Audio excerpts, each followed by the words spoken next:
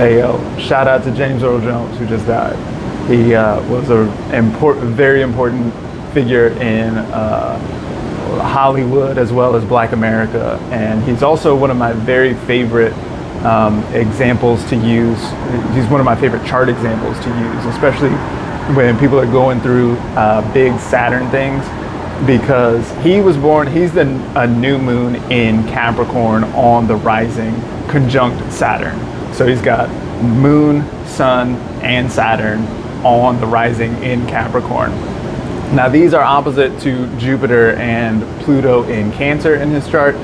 We'll talk about that in a minute, but it's worth, I really like this example a lot because James Earl Jones, who came to be known as one of the greatest voices in all of American history, like this giant, booming, deep, heavy, thick ass voice, the voice of Darth Vader, the voice of Mufasa, you know, like this guy,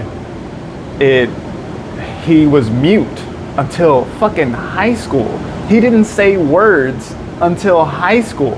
Now he knew words, he wrote them down, and in fact one of the reasons why he was able to speak was he had a high school teacher who challenged him to, he had been writing poetry, and so his teacher read the poetry that he wrote and was like, yo, you didn't write this. And he was like, what? And he was like, oh, you wrote this, huh? Okay, fine. You got to get up in front of the class and read it then.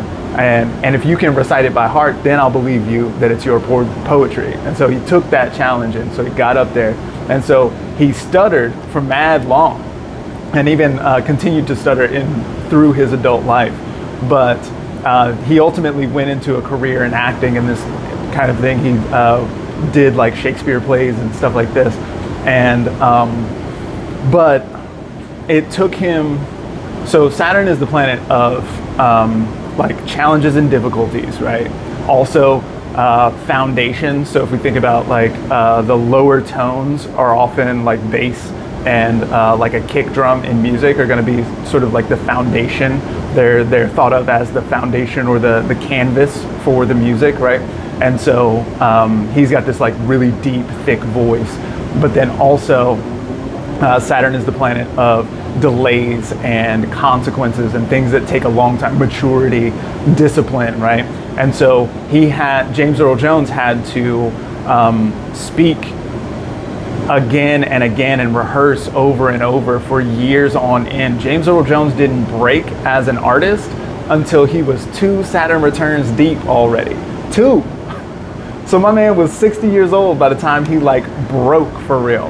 And so I always bring this up whenever I see somebody who's got like some heavy Saturn placement and they're feeling like low about it, and they're feeling like, oh man, I'm just like never gonna make it. And it, you know, like I can talk about being a late bloomer or whatever, and they like, you know, it is a sore point for a lot of people. Sometimes I get somebody, and I do a reading for somebody who's like 19 or 20 years old or something like this, and to tell them that they might be a late bloomer is no good news to them at all. They don't like that shit at all. But if you look at a character like James Earl Jones, who became such an outstanding success, then it's worth really like giving yourself the time, and then also putting in the work on a regular basis in order to make yourself into the great thing that you can be. James Earl Jones is a great example of like, one of the things I always say is like nothing takes the place of reps. You just got to do it 1,000 times and do it 1,000 more times after that. This dude did that work, and he's laid his foundation. There's that word foundation again. And if you do that kind of foundation, one of the things that I like to think about is like, so if you take a like sheet of paper, then you like can just tear it, right?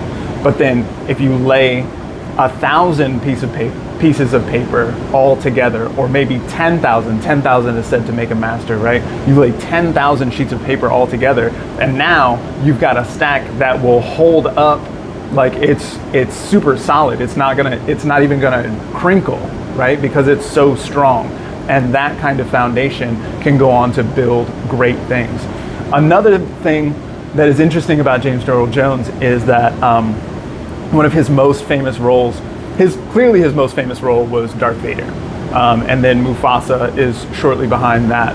But black folks often think of him as playing Troy Maxon in Fences, the August Wilson play Fences, which is a story about a washed up baseball player who has family issues, and and so it's like he's going through shit, and hardship. Hardship is like the name of the game in this play, and so he played a very famous role in that, and and basically like the most famous scene in that, he is talking to his son, and his son is like, "How come you ain't never liked me?"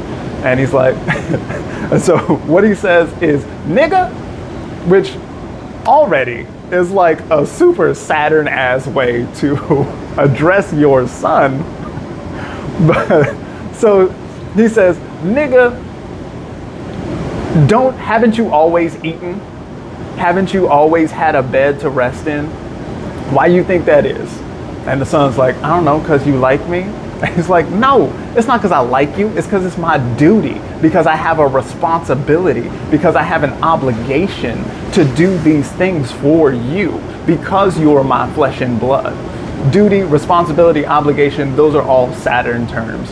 And so the idea here is that the role calls James Earl Jones to it.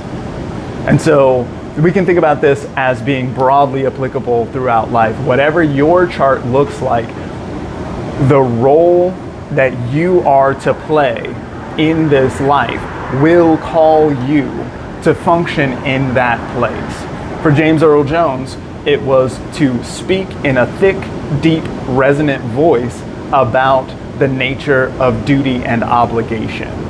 And then a little later to put on a big black suit and be scary as hell. So, I don't know. I think it's a really great story, and is really interesting, and is a good chart example for us to learn from.